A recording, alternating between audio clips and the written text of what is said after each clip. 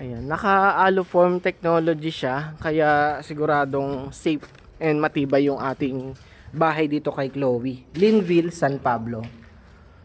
And ganito yung tsura ng loob. Naka-paint na siya, tapos meron kayong kitchen dito. Hindi pa nga lang tapos kasi under construction pa siya. Sa banyo, naka-tiles na din yan. Purong tiles na yan. Tapos yan, may hand railings na kayo dito sa hagdan. And ito yung second floor nyo. Pwede ang 1 to 2 bedrooms dito. Ganyan po. Yan. Yan. For as low as 4,500 monthly amortization sa Pag-ibig for 30 years.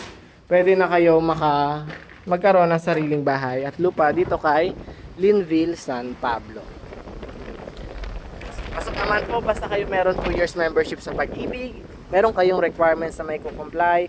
And pasok kayo sa required income, pwede na kayo makapag-reserve ng unit dito kay Linville.